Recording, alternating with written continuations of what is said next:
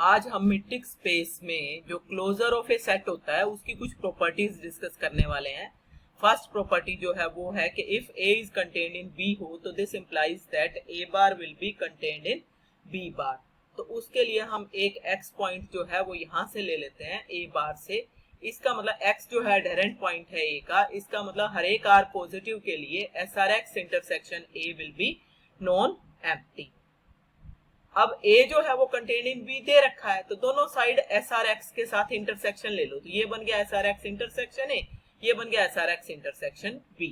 तो अब ये वाला जो A वाला इंटरसेक्शन है ये वाला, ये तो नॉन एम्प्टी है। जब ये नॉन एम्प्टी है तो इसका सुपरसेट भी नॉन एम्प्टी हो गया, तो यहाँ पे नॉन एम्प्टी आना चाहिए। So this is non empty and this implies that X belongs to B bar and so A bar is contained in B bar. तो फर्स्ट रिजल्ट आपका प्रूव हो जाता है। सेकंड रिजल्ट देखो कि A union B total bar will be equal to A bar union B बार।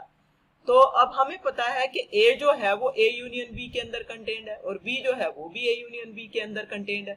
अब first वाला result use करके दोनों साइड बार ले लो, तो A bar is contained in A union B बार आ गया and B bar is contained in A union B बार आ गया। अब A union B bar के अंदर A बार भी है B बार भी है, तो इट मीन्स उन दोनों की यूनियन भी होगी। So A bar union B bar is contained in A union B total bar and put this as 1।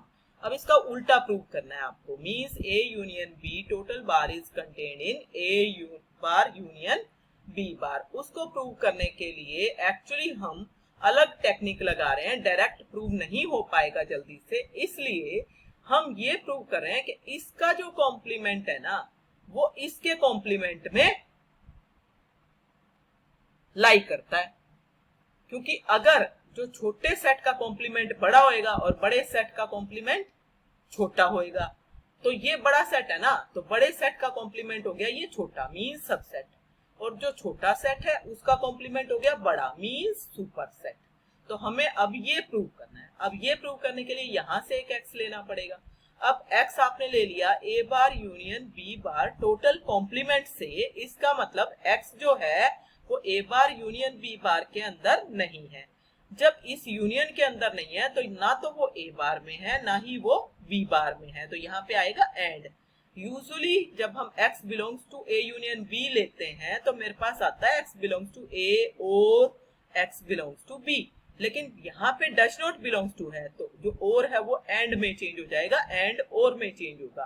तो इसलिए मेरे पास यूनियन है लेकिन एंड आ रहा है, x does not belongs to A bar and x does not belongs to B bar. यहाँ पे does not आना चाहिए, भाई मैं लिखने में बड़ी गलतियां कर रही हूँ बच्चों, तो कोई बात नहीं, जो बोल रही हूँ उसको ध्यान से सुनो।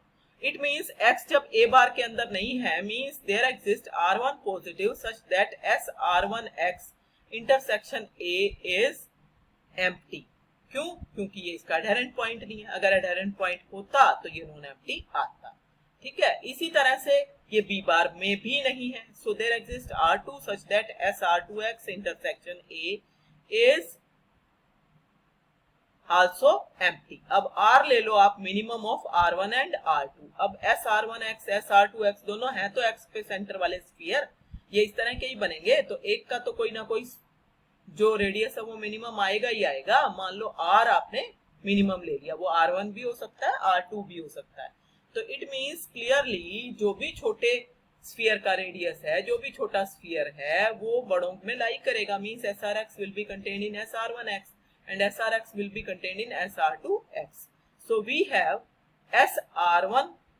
SRX intersection with A is empty. क्यों? क्योंकि SR1 ये वाला इसका इंटरसेक्शन A से लूं तो वो एम्प्टी था, और तो इसका मतलब इस छोटे वाले का तो इंटरसेक्शन A से अपने आप एम्प्टी आ गया। इसी तरह से SR2 का एम्प्टी था तो SRX का अपने आप एम्प्टी आ गया। तो इसका मतलब ये हुआ ये जो X जो है वो ना तो A का एडहेरेंट पॉइंट हो सकता है ना ही B का एडहेरेंट पॉइंट हो सकता है। मींस आपके पास क्या आ गया कि SRX जो है उसका इंटरसेक्शन जब A के साथ भी एम्प्टी है B के साथ भी एम्प्टी है तो A यूनियन B के साथ भी एम्प्टी हो गया। Means X does not belongs to A union B total bar. लिया था आपने कहां से? मींस इसके अंदर नहीं है तो कहां होगा? कॉम्प्लीमेंट में होगा। लिया था आपने यहां से, आ गया यहाँ पे, तो दोनों सेट एक दूसरे में कंटेन्ड है and from 1 and 2 both are equal and this proves the second part of the theorem. अब थर्ड पार्ट देखो क्या है, थर्ड पार्ट है A intersection B total bar is contained in A bar intersection B bar. We know that A intersection B is contained in A and A intersection B is also contained in B. Using one, we have दोनों side bar लेना है, तो A intersection B bar is contained in A bar and A intersection B total bar is contained in B bar. अब ये जो quantity है वो A बार में भी है B बार में भी है, तो इन दोनों सेट के इंटरसेक्शन में भी होगी ना. तो A intersection B total bar is contained in A bar intersection B bar. So this proves the result. अब एक छोटा सा रिजल्ट है कि A bar total bar is A बार. हमने ऑलरेडी प्रूव किया है कि A बार कैसा सेट होता है, क्लोज सेट. और कोई सेट क्लोज्ड कब होता है, if and only if A bar is equal to A. तो इसलिए जो रिजल्ट ये वाला A bar equal to A if and only if है, ये A बार के लिए यूज कर लूं मैं. तो A को रिप्लेस कर दो A बार से, तो यहाँ से A बार लिखोगे तो A बार का बार हो जाएगा और यहाँ पे A बार हो जाएगा. And this proves the result. Last result देखो क्या है, लास्ट रिजल्ट है कि A complement bar will be equal to A interior complement. तो देखो कैसे प्रूव करोगे, यहाँ से X ले लो. X अगर A कॉम्प्लीमेंट बार में बिलोंग कर रहा है, इसका मतलब X एडहेरेंट पॉइंट है A कॉम्प्लीमेंट का. इसका मतलब हर एक R पॉजिटिव के लिए SRX इंटरसेक्शन A कॉम्प्लीमेंट के साथ कैसा होगा, नॉन एम्प्टी होगा. इसका मतलब A कॉम्प्लीमेंट में कुछ ना कुछ हिस्सा इसका है SRX का. तो इसका मतलब ये पूरा A के अंदर तो कंटेन्ड नहीं है, क्योंकि कुछ हिस्सा इसका A कॉम्प्लीमेंट में भी है. तो SRX is not contained in A. इसका मतलब X जो है वो इंटीरियर पॉइंट नहीं हो सकता A का, मतलब X A इंटीरियर में नहीं है. इसी तरह से X A इंटीरियर में नहीं है तो कहाँ है, इसके कॉम्प्लीमेंट में है. तो लिया था आपने यहाँ पे, आ गया इसके अंदर, तो ये इसके अंदर कंटेंट आ जाएगा. अब उल्टा देखो, पूरे स्टेप्स उल्टे होने वाले हैं. कैसे, अगर मान लो X आपने A इंटीरियर कॉम्प्लीमेंट से ले लिया तो X does not belongs to A interior हो गया, means X is not an interior point of A. मतलब आपके पास हर एक R पॉजिटिव के लिए SRX A के अंदर कंटेंट नहीं है, क्योंकि इंटीरियर पॉइंट नहीं है. इसका मतलब SRX जो है जब A के अंदर पूरा कंटेंट नहीं है तो A कॉम्प्लीमेंट में उसका कुछ पार्ट है, मींस A कॉम्प्लीमेंट के साथ उसका इंटरसेक्शन नॉन एम्प्टी है. मतलब ये कि X एडहेरेंट पॉइंट हो गया A कॉम्प्लीमेंट का, सो X बिलोंग करने लग गया A कॉम्प्लीमेंट बार में. तो जब सारे स्टेप उल्टे भी हो गए तो इट मींस दोनों सेट कैसे हैं, इक्वल हैं. So this proves the result. Show that, next theorem देखो, छोटी सी थ्योरम है. Show that A bar is the smallest closed set containing A. तो ये थ्योरम एक्चुअली अगर आती है तो आपको पहले ये प्रूव करना पड़ेगा कि A बार क्लोज सेट है, ये आपको प्रूव करना पड़ेगा. उसके बाद आप स्मॉलेस्ट वाली चीज प्रूव कर सकते हो. तो स्मॉलेस्ट वाली चीज हम प्रूव करने वाले हैं इस थ्योरम में, और पहले हम प्रूव कर चुके हैं कि A bar is closed set. By definition A जो है वो A बार में कंटेन्ड होता ही है. क्यों, क्योंकि A बार जो है वो A union derived set of A होता है.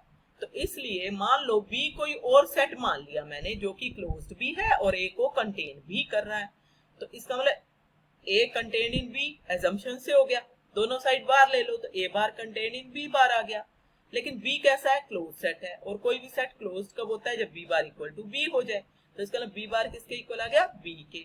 इट मींस आपके पास आ गया A bar is contained in B, और जब A bar contained in B आ गया तो it means A bar is the smallest close set containing A. क्यों, क्योंकि A बार छोटा रह गया, B बड़ा हो गया, तो ये स्मॉलेस्ट क्लोज सेट हो गया. अब लास्ट थ्योरम देखो क्या है, let A B contained in X की, then A bar is the intersection of all closed sets containing A.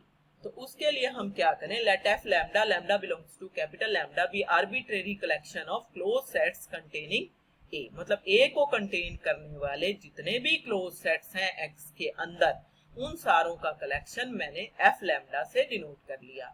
हम एफ को पुट कर देते हैं intersection of all this close sets. तो हम ये प्रूव करेंगे कि यही एफ जो है ये ए बार के इक्वल है. हमें ये पता है कि arbitrary intersection of closed sets closed होता है. इसका मतलब ये जो एफ आपने लिया है ये क्लोज सेट बन गया. ठीक है, ये क्लोज सेट बन गया. और हमें ये भी पता है कि a जो है वो हर एक एफ लैम्डा के अंदर है। जब हर एक एफ लैम्डा के अंदर है तो वो इंटरसेक्शन में भी है a, तो it means a is contain in f आ गया। तो अब f क्लोज सेट है जो कि a को कंटेन करता है और a bar is the smallest close set containing a। अभी पीछे वाली थ्योरम में प्रूव किया है, तो जो स्मॉलेस्ट है वो किसी भी दूसरे सेट में तो कंटेन होना चाहिए ना, तो a bar will be contained in f। अब हमें ये प्रूव करना है कि f भी a बार के अंदर कंटेन है, तो वो कहां से प्रूव करेंगे, वो f की डेफिनेशन से प्रूव करेंगे। Let x belongs to f, मतलब intersection of f lambda. This implies x belongs to f lambda for each lambda belongs to capital lambda, means x belongs to every closed set containing a। ठीक है, अब a बार जो है वो भी तो close set है कंटेनिंग a, तो इसका x a बार के अंदर भी आ गया, and hence f is contained in a bar, and from 1 and 2 a bar must be equal to f, means a bar is the intersection of all closed sets containing a। तो यहाँ पे आपका close sets का portion खत्म हो जाता है। तो नेक्स्ट हम फ्रंटियर पॉइंट्स वगैरह डिस्कस करेंगे। तो